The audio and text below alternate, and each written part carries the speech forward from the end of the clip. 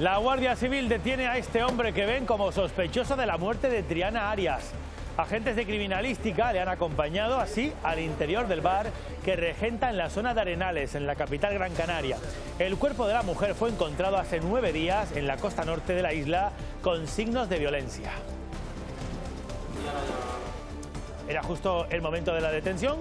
¿Qué tal a todos? Muy buenas tardes. Amigos y familiares de la víctima fueron los que dieron la voz de alarma. Silvia Luz, buenas tardes. Cuando pasaban días, Silvia, sin poder contactar con ella. Sí, porque fue precisamente en este establecimiento cuyo dueño ha sido detenido, donde se la vio por última vez el pasado día 24. A estas horas todavía continúan los registros en el interior del local.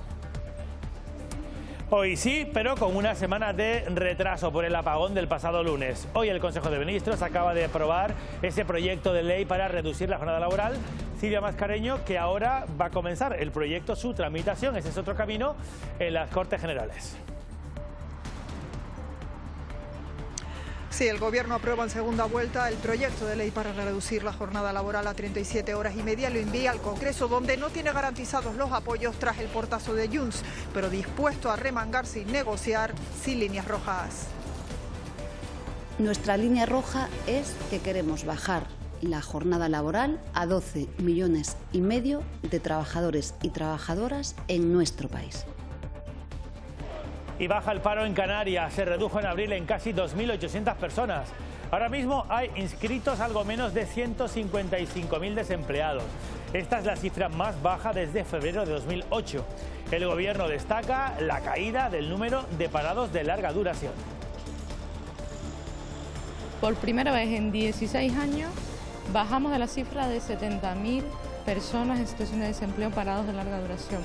En el último año, más de 5.600 personas han salido de la lista del desempleo y son parados de larga duración. Hoy hemos conocido la ruta. La Virgen del Pino va a visitar por primera vez el sureste de Gran Canaria. La imagen de la patrona se va a trasladar hasta vecindario en junio, tras pasar unos días ante los fieles en la Catedral de la Diócesis de Canarias. Una bajada que va a llevar a la patrona también hasta Telde y a visitar a los pacientes del Hospital Insular Materno Infantil.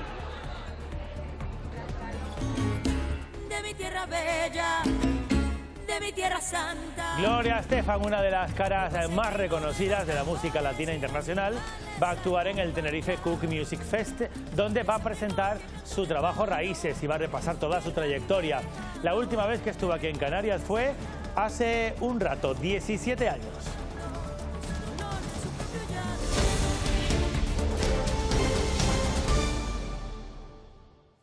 No pudo ser por el apagón que nos ocupó prácticamente toda la semana pasada, pero esta semana sí. El Consejo de Ministros acaba de aprobar ese proyecto de ley de reducción de la jornada laboral. Silvia Mascareño, vamos hasta Madrid de nuevo, que ahora Silvia inicia su trámite. Veremos si ese camino es un camino fácil o no en el Congreso.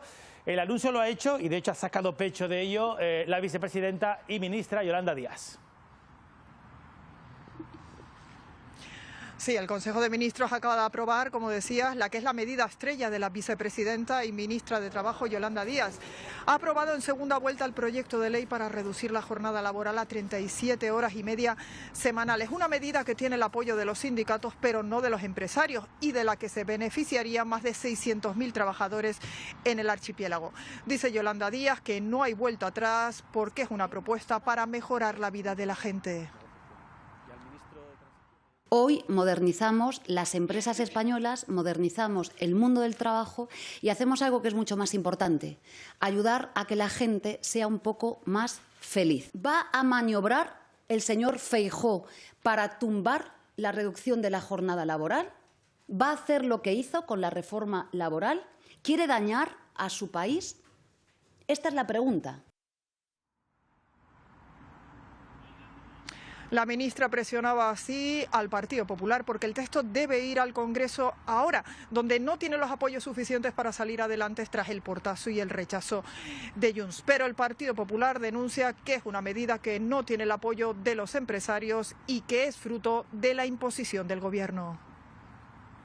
Es una medida que el Gobierno pone encima de la mesa con imposición y creemos que afecta tanto al tejido productivo en nuestro país especialmente a las pequeñas y medianas empresas, que es una cuestión que solo puede aprobarse de la mano del diálogo social y del acuerdo entre patronal y sindicatos.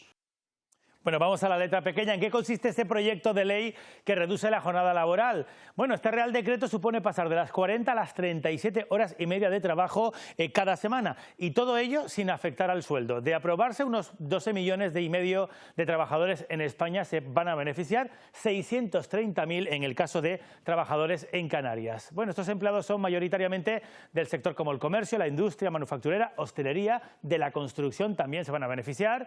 Sobre la reducción de los empresarios, la reducción de la jornada laboral, los empresarios insisten en que no se les ha escuchado en el proceso previo antes de aplicar este proyecto, mientras que los sindicatos cruzan los dedos para que impere la mayoría y las Cortes voten a favor. No solo a los costes, sino también a las dificultades organizativas, que va a afectar de manera muy concreta a la práctica totalidad de los convenios colectivos. Creemos que es necesaria en términos de justicia social. Son 40 años ya de una jornada laboral de 40 horas en el Estatuto de los Trabajadores. Y en 40 años han cambiado muchas cosas. Se ha transformado el modelo productivo. Bueno, recorte de la jornada laboral y un dato laboral, un muy buen dato laboral y económico, es que baja el paro en Canarias. La economía canaria sigue creando empleo y ha vuelto a disminuir, Óscar Herrera, el número de desempleados.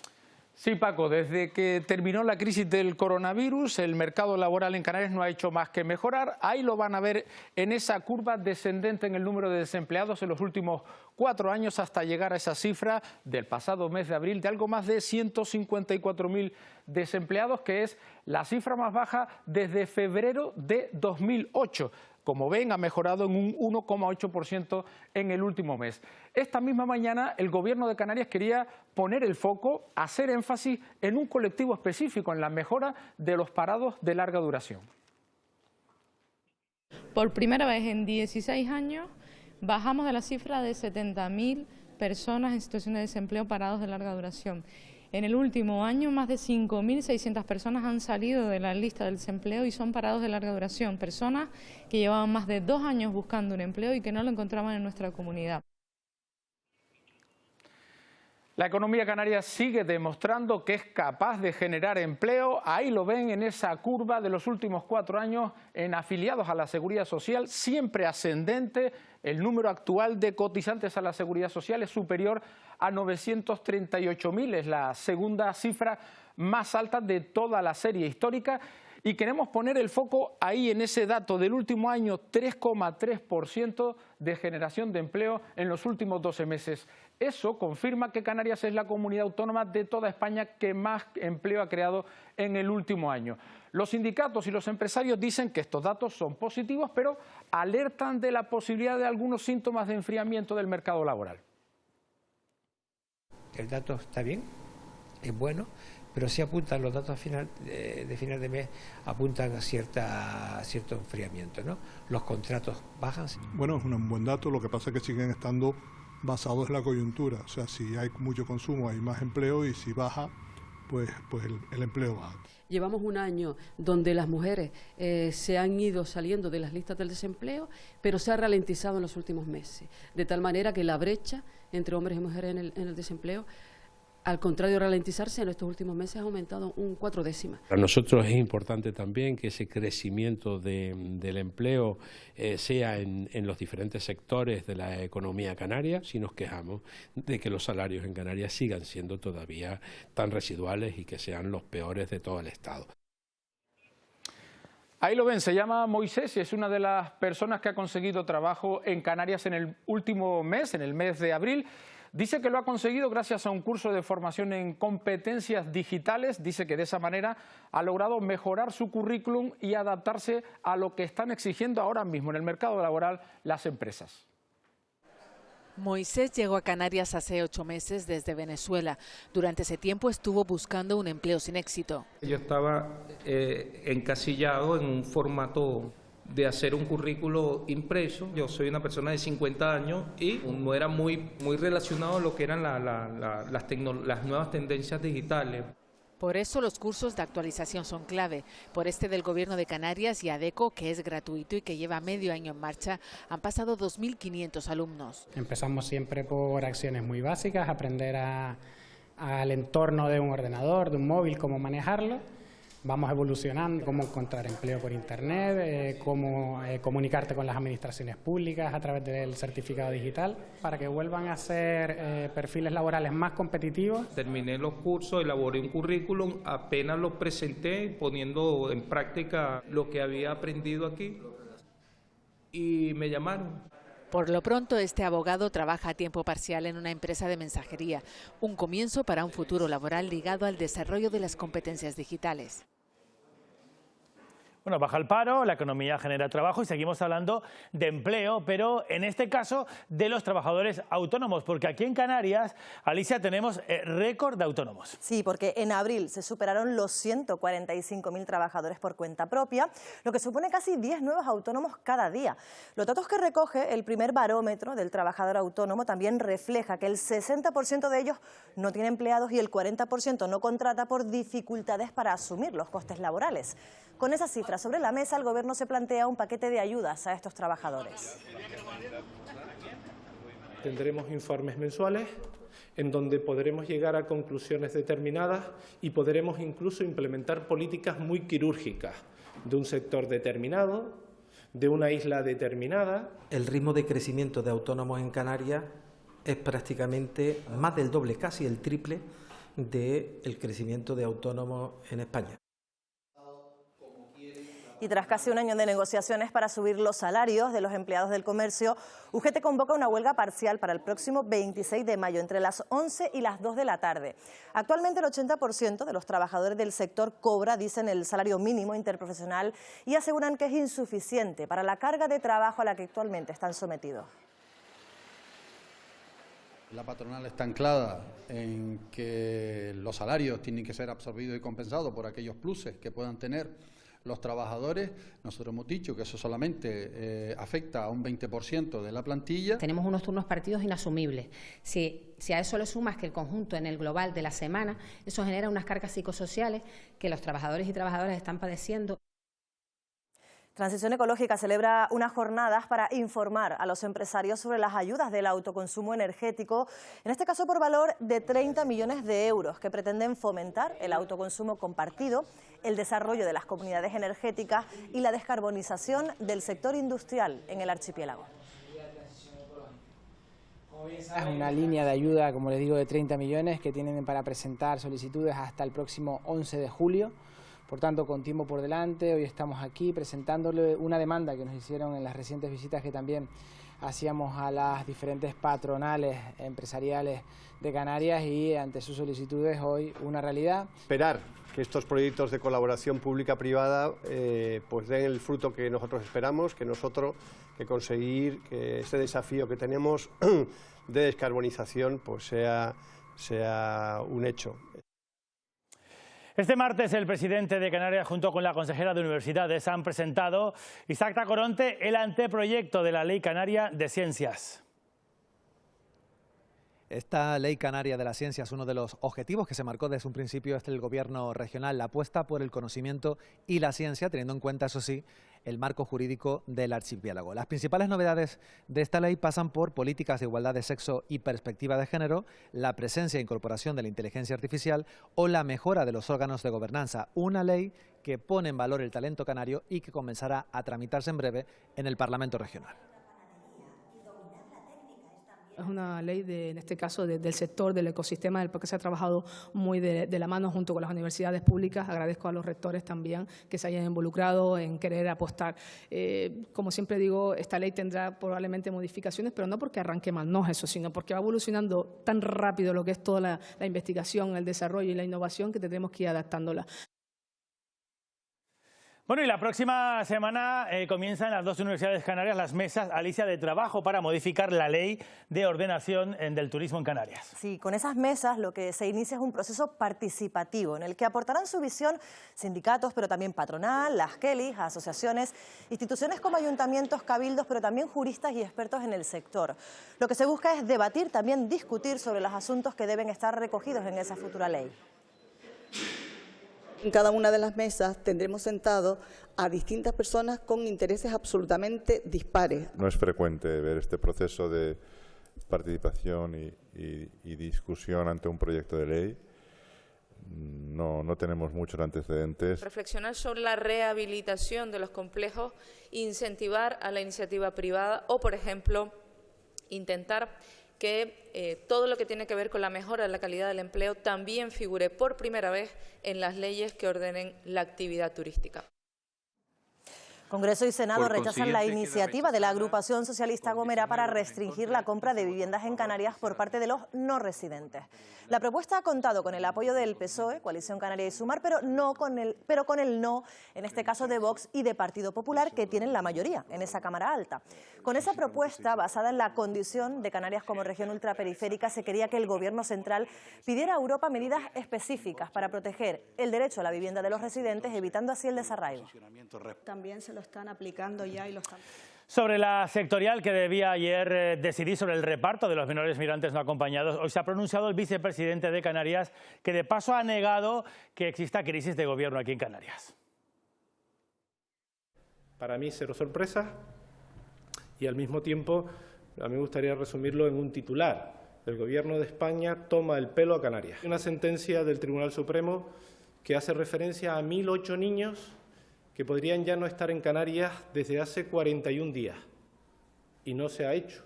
También algunas del Partido Socialista, como Castilla-La Mancha, en la que se ha manifestado públicamente en contra de este Real Decreto. Bueno, en esa escalada de reacciones, el presidente canario también se pronunciaba por la reacción en bloque ayer del PP, de las comunidades gobernadas por el PP, para negarse a la distribución de menores.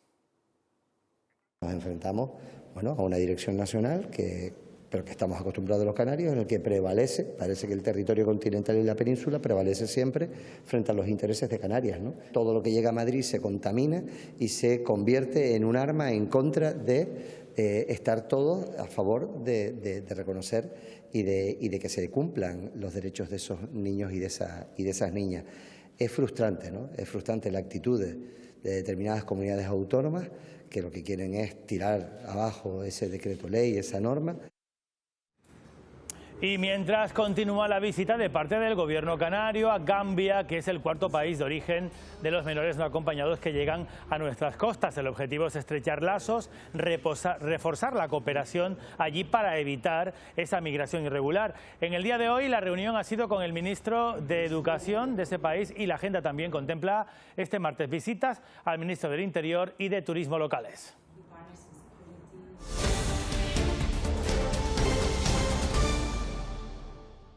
La Guardia Civil ha detenido hoy a un hombre como presunto autor de la muerte de Triana Arias. Sí, el cuerpo sin vida de Triana fue localizado en la costa norte de Gran Canaria. Las declaraciones de amigos y de familiares, Silvia, ha sido clave para esa detención.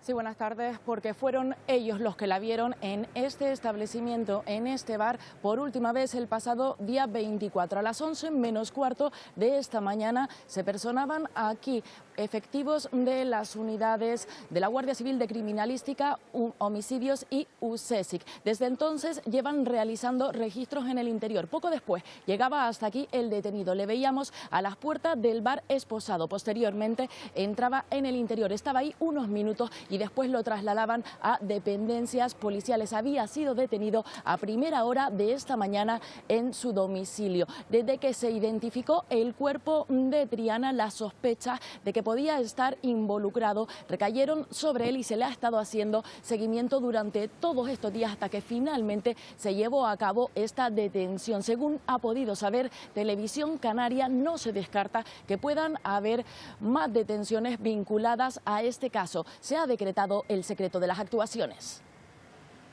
Gracias, Silvia. Seguiremos muy pendientes de este asunto. Y la Policía Nacional detiene a 35 personas por almacenar e intercambiar pornografía infantil. Lo hacían almacenándolo en la conocida como nube de los dispositivos. Elena Díaz tiene más datos.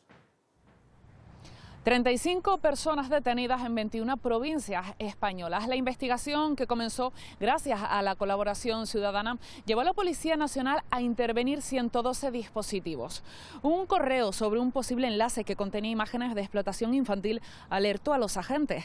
Gracias a empresas especializadas en almacenamiento masivo y cruce de datos, se pudo obtener información de quienes presuntamente habrían descargado estas imágenes. Esta investigación permitió además detectar que uno de los detenidos había agredido sexualmente a 2 niñas menores de edad. Y en Arrecife, la Policía Nacional ha detenido a una mujer por deshacerse de su feto en un contenedor de basura. La joven de 34 años acudió al hospital con un sangrado uterino abundante, con lo que se pudo determinar que había estado embarazada.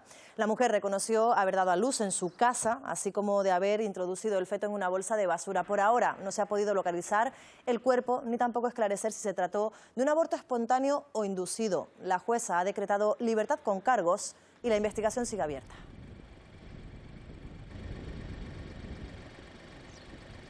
Y piden 6 años de cárcel para un matrimonio acusado de estafar a un hombre de avanzada edad al que cuidaba la mujer. Según la fiscal, sacaron efectivo con su tarjeta bancaria, pidieron préstamos a su nombre e incluso Adey Domínguez llegaron a hipotecar su propia casa. Acusan a 4 personas de una misma familia. Los 2 principales acusados son un matrimonio para los que la fiscal pide hasta 6 años de cárcel por presuntamente estafar 100.000 euros a un hombre de avanzada edad y con un alto deterioro cognitivo y que era cuidado por la mujer de este matrimonio. Según la fiscal, sacaron préstamos a nombre del anciano, dinero en cajeros automáticos, cobraron cheques e incluso hipotecaron el domicilio del afectado. ¿Sacaba dinero de la cuenta de Pedro con tarjeta? Claro, porque él me decía que ¿Sabía el PIN entonces de la sí, tarjeta? claro, porque él me lo daba para que yo se lo sacara. Siempre. ¿Para qué quería él sacar dinero si no se movía de la cama? ¿Qué hacía con ese dinero? No lo sé. Yo lo único que sé es que cuando yo me marchaba de allí, yo dejaba la casa limpia. Y cuando llegaba al siguiente día estaba llena de colillas, había preservativos. El afectado se encuentra impedido para declarar en esta causa, pero quien sí lo ha hecho es su hija, precisamente la que denunció los hechos. Y ya empiezo a ver que no tiene un duro, que hay un montón de créditos pedidos, pero no sé qué es lo que pasa.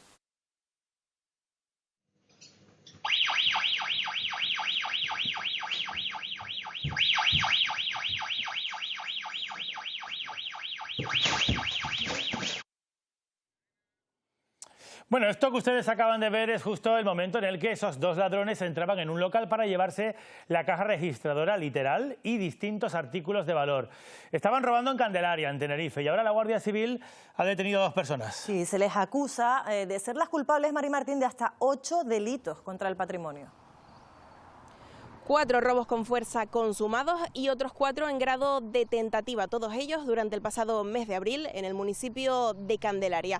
Los ladrones actuaban siguiendo el mismo modus operandi, accedían a los comercios forzando la entrada de los locales y sustrayendo todos los objetos de valor que veían a su paso. Sobre uno de los detenidos pesaba una orden de busca y captura y ahora ambos han sido puestos a disposición judicial. Bueno, y esto que están viendo es señal en directo que nos llega desde la Plaza de San Pedro, en el Vaticano. Ya hay personas justo 24 horas antes de que comience el cónclave y de esa chimenea que están viendo en sus pantallas estarán muy pendientes esas personas y todo el mundo.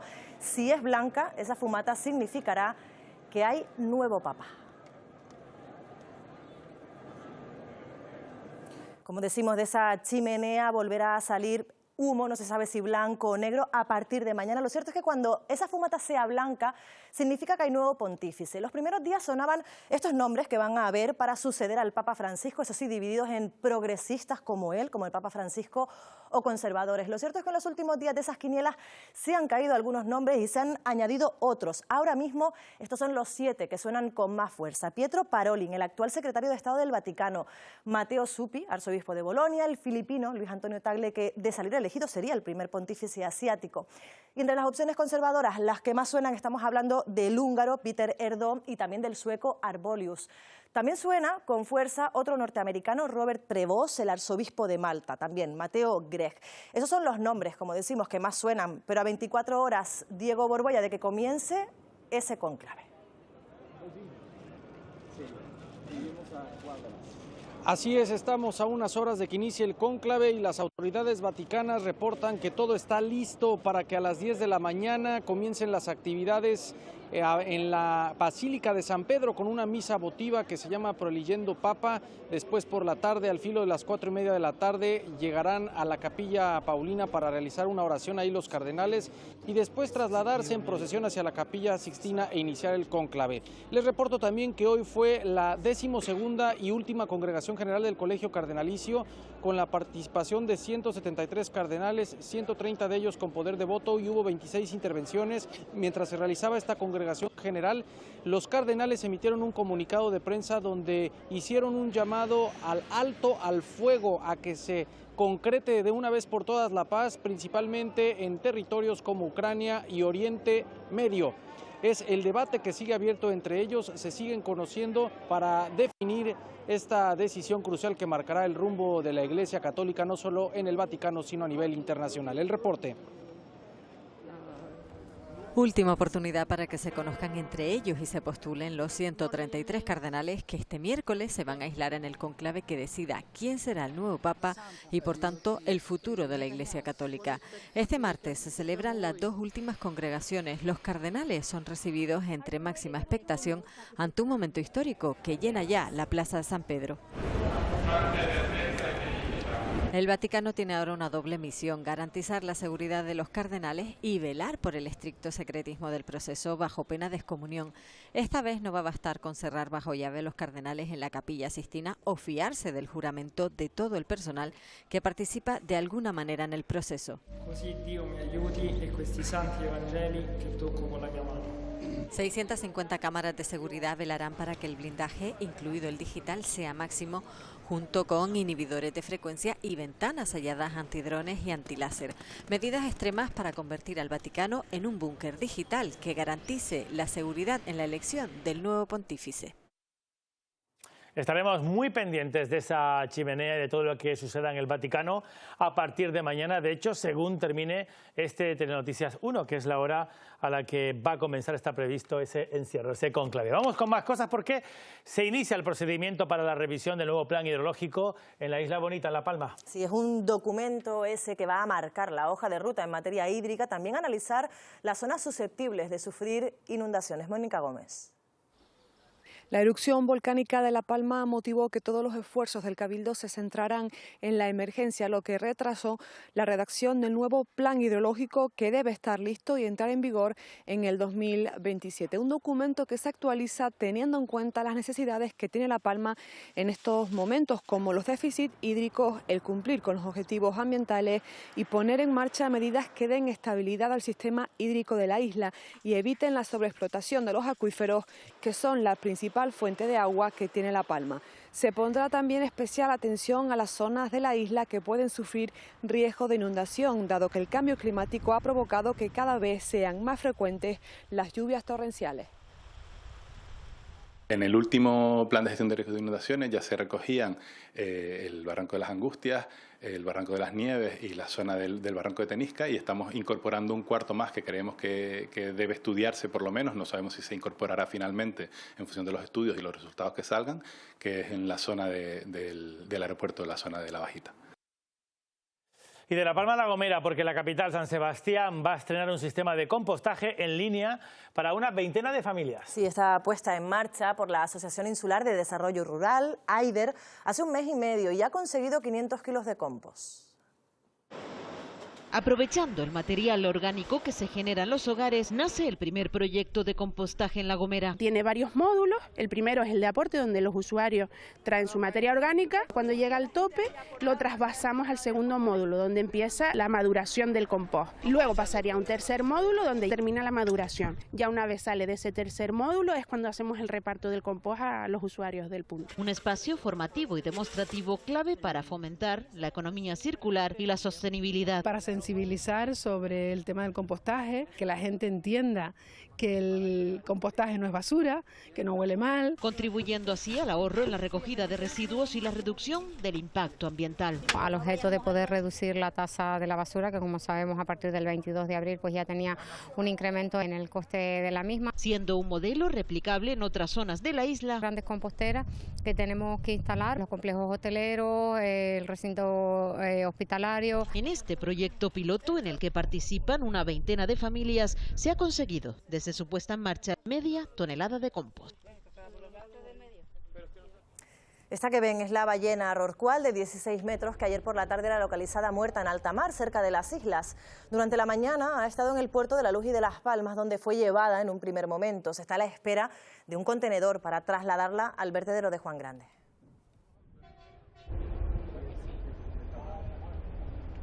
Y vamos con más asuntos. Ponerse en la piel de nuestros mayores, experimentar también sus limitaciones físicas y sensoriales. De hecho, eso es lo que consigue el traje Max, que es un simulador del envejecimiento. Estos días está aquí en Canarias para formar al personal que trabaja con ancianos y también con dependientes. Parece simple, pero cortar este croissant... Un poquito incómodo. Vale, ¿y por qué incómodo? Se convierte en una tarea cuesta arriba. Me noto que me cuesta. Notas las limitaciones. Exactamente. Muy bien. Es lo que siente Elena con el traje Max. Este me cuesta verlo. ¿Verlo? Pero es más fácil de coger. Con él experimenta tener unos 85 años. La inmovilidad y la poca visión. Herramienta que reduce sus capacidades visuales, auditivas y motoras y que utilizan para que cuidadoras como ellas... Hace unos momentos yo podía hacer muchas cosas y luego verme tan limitada. ...se pongan en el lugar de sus usuarios. Es muy difícil que tú puedas hacer feliz a un usuario si tú no lo comprendes, si tú no tienes una real empatía con él. Lo comprobamos nosotros mismos, nos colocamos el traje y en pocos minutos... Ahora cuesta más, ¿eh? Sí. Notamos las limitaciones propias de la vejez. La verdad es que se siente como mucha sensación de agobio. Te empiezan a doler las rodillas, te pesa todo el cuerpo. Me permite como cuidador o profesional del ámbito sanitario también es entender mejor lo que podemos hacer, el trato mejor. Una experiencia para sentir el peso y el paso de la edad. Coalición Canaria prepara ya su congreso insular en la isla de Tenerife. Hoy han avanzado los asuntos más importantes, Chasira Herrera, que van a tratar en esa cita. Así es, participarán en torno a 300 compromisarios de los 31 municipios de la isla y un congreso en el que se abordarán temas cruciales para Tenerife y Canarias. Por ejemplo, la implantación de una tasa turística insular por pernoctación que excluya a residentes y colectivos sensibles y cuya recaudación se destinará a financiar proyectos de sostenibilidad. Otro de los objetivos al que estaría destinada la recaudación de la ecotasa sería reducir el impacto que generan los turistas durante su estancia en la isla. El Congreso planteará además el debate no solo con esta propuesta, la implantación de más ecotasas al turismo, también el impulso a una ley canaria de residencia y acceso a la vivienda, de manera que se cree una fiscalidad diferenciada para la compra de vivienda por parte de no residentes. Se hablará poco del partido en este Congreso y mucho de los aspectos y demandas que plantea la ciudadanía.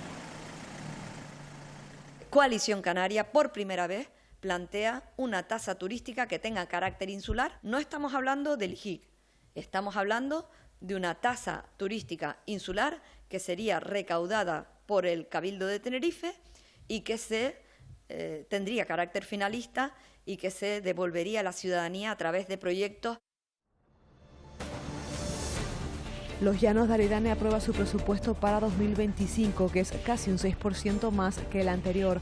El ayuntamiento tendrá 28 millones para seguir avanzando en la recuperación del municipio tras el volcán, impulsar la creación de viviendas y concluir proyectos estratégicos como el mercado, la residencia de mayores o el centro integrado de formación profesional. Hasta el próximo 4 de julio pueden presentarse empresas a la Africawa Global Startup Competition, que busca reconocer y premiar a las más innovadoras y los modelos de negocio más disruptivos en el sector del agua y las energías renovables. Las 10 finalistas expondrán su trabajo el 21 de noviembre en el cierre de Africawa.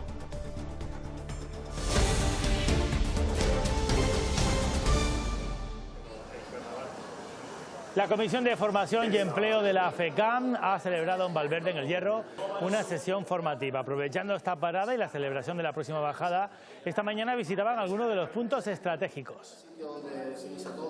Aprovechando la comisión de ayer, pues aprovechamos y visitamos algunos puntos de interés turístico aquí en el municipio de Valverde. Coincidiendo con fechas cercanas a la bajada, en la cual pues hemos tenido no solo la reunión provechosa de ayer, sino en la jornada de hoy una visita cultural para seguir conociendo la vía de Valverde. El próximo 29 de mayo, Fuerteventura va a celebrar su baile de taifas, un evento en el que es obligatorio acudir con vestimenta tradicional. En otros, como las romerías, su uso es solo recomendable. Mandiles, faldas, sombreros, chalecos o pañuelos son algunos de los elementos necesarios para tener un buen traje canario. Para el hombre sí lo tenemos más fáciles porque hay camisas y pantalones ya confeccionados, pero si se lo pueden hacer mejor. Las mujeres lo tienen muchísimo más complicado porque las faldas no tienen la tipología que tienen que tener ni el corte, pero hay prendas a veces que sí. Entonces intentaremos ir a asesorar también a los comercios para que ellos puedan asesorar a la gente que se vaya a comprar. Aunque parece sencillo, si queremos cumplir con la historia y la tradición, seguimos cometiendo muchos errores al vestirnos. Aparte de ponerse prendas que son para interior, se lo ponen exterior, los anacronismos que suelen tener la gente. Es decir, a lo mejor se ponen un jubón o un justillo del siglo XVIII con una falda del siglo XX. Intentar hacer pues, el traje que te vayas a colocar lo más parecido posible a lo que llevaban realmente las indumentarias tradicionales de Fuerteventura. Durante este mes de mayo se ofrecerá asesoramiento a aquellos que tengan dudas o quieran aprender sobre la vestimenta y los accesorios. Que pueden traer sus propios indumentos que tengan para ver si están bien confeccionados o bien combinados. Un proyecto que se enmarca dentro de la exposición Vente al Baile, que se inaugura este martes a las 6 de la tarde en el Palacio de Congresos. Y comienza la cuenta atrás para la edición número 52 de la bajada de la Virgen del Pino a la Catedral de Las Palmas de Gran Canaria. Va a tener lugar el 31 de mayo. Hoy hemos conocido la hoja de ruta completa. Va a ser un hecho histórico porque por primera vez va a visitar Santa Lucía de Tirajana, en el sureste de Gran Canaria, el 3 de junio. Y 2 días más tarde, Telde. Hoy se ha presentado esa programación de actos que se van a alargar casi 3 semanas. Después de 11 años, la Virgen del Pino se traslada a la catedral bajo el lema Camino de la Esperanza. Siguiendo las directrices del Papa Francisco en el año jubilar, la mayor esperanza que tiene nuestro pueblo está en Teror y se llama la Virgen del Pino. El 31 de mayo a las 6 de la mañana saldrá la procesión desde la Basílica. Será transportada en la urna en un jeep gracias a la generosidad del Ejército del Aire. Aproximadamente serán unos 400 los efectivos que van a intervenir en los distintos tramos, tanto de Policía Nacional como de Guardia Civil. La Autoridad Única al Transporte pondrá a disposición de los ciudadanos un dispositivo entre 40 y 50 guaguas. Esta bajada será histórica porque por primera vez visitará el sur de la isla. El 3 de junio llegará a Vecindario, 2 días después se trasladará a Telde. Será el 7 de junio cuando regrese a la capital y visitará el Hospital Materno Insular y permanecerá en la catedral hasta el 15 de junio. La catedral estará abierta desde las 7 de la mañana hasta las 9:30 de la noche para las distintas celebraciones y encuentros. Todas las instituciones piden seguir el manual del peregrino, respetar, colaborar y estar bien informado. Antes un apunte más porque por si no lo sabían, hay una faceta muy desconocida de Pérez Galdós, del escritor. El dibujo. Sí, porque además se van a mostrar en 2 llamados de esos álbumes galdosianos con los que el visitante se pueda adentrar en la parte de la historia del Madrid del siglo XIX. Aquí tenemos la recreación de un Benito Pérez Galdós recién salido de Canarias que se reúne en el famoso Café Universal de la Puerta del Sol en Madrid con intelectuales canarios como Luis Benítez de Lugo o Fernando León y Castillo, amigos que acabaron siendo víctimas de los dibujos satíricos que hacía entre discusiones y cafés. Hay diferentes personajes interesantes que es importante también tener claro que los canarios ocuparon un papel muy importante en la historia de España de ese siglo. Esta exposición lo que quiere mostrar es ese talento, esa capacidad de Pérez Galdós para reflejar en lo gráfico, a través del dibujo, la realidad de su tiempo. Algo que consigue con la sátira muy de moda en la época. Ya de pequeño despuntaban sus dibujos y estos de los álbumes Las Canarias y Atlas Zoológicos son de los más desconocidos. No se publicaron en revistas. Una manera de poner en valor este trabajo, fundamentalmente destacó por las letras, pero que también tenía una mirada muy particular, como buen observador que era. Estará expuesta hasta el 16 de noviembre, una muestra que lleva a indagar más sobre los canarios en el convulso siglo XIX en España. Tenerife vuelve a acoger los premios Quirino, una nueva edición de estos galardones a los mejores trabajos del año en el cine de animación iberoamericano. Tendrán lugar entre el 8 y el 10 de mayo. 250 participantes con 26 obras que aspiran a lograr alguna de las estatuillas. La ceremonia de entrega será este sábado en el Teatro Leal de La Laguna. Las 3 obras finalistas en la categoría de mejor largometraje tienen sello español. Entre ellas se encuentra el documental del director canario David Baute, Mariposas Negras. 26 obras compiten en 10 categorías, representando a 10 países finalistas, con una participación superior al 10% a la convocatoria anterior, y un jurado internacional de alto nivel. Hablamos de eso, hablamos de una realidad, de un sector que 16 años después nos sigue arrojando muchas alegrías. Es un sector que ha crecido un 40% en 7 años. 20 de julio. Tenerife, apunten la fecha porque ese día se celebra el Cook Music Festival. Y además lo hace, está apuntado en la agenda, con la actuación de una de las estrellas de las artistas latinas más reconocidas en todo el mundo, Gloria Estefan. Con Gloria Estefan la verdad es que era una de las artistas que más demanda teníamos, ¿no? Nos pedían Karol G y Gloria Estefan. Entonces el poder haber cerrado Gloria pues le da un salto de calidad al festival. Una artista también de recorrido y proyección internacional que hace muchos años que no visita Europa, que hace muchos años que no está en las islas. De mi tierra bella, de mi tierra santa. Un nombre que se suma al cartel del festival, que tendrá lugar en el recinto portuario 18, 19 y 20 de julio, con 3 premios Grammy. Gloria Estefan va a llegar a Tenerife con su nuevo trabajo, Raíces. Estefan se une a unas artistas internacionales como Jennifer López, Olga Tañón o el también reconocido Oscar de León.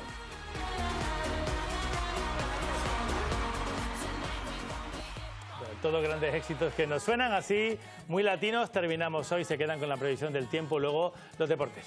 Sí, ya saben que pueden seguir informados en los boletines de la Radio Canaria, en nuestra página web y esta noche a las 8:30 en el Telenoticias 2. Tengan muy buena tarde, hasta mañana.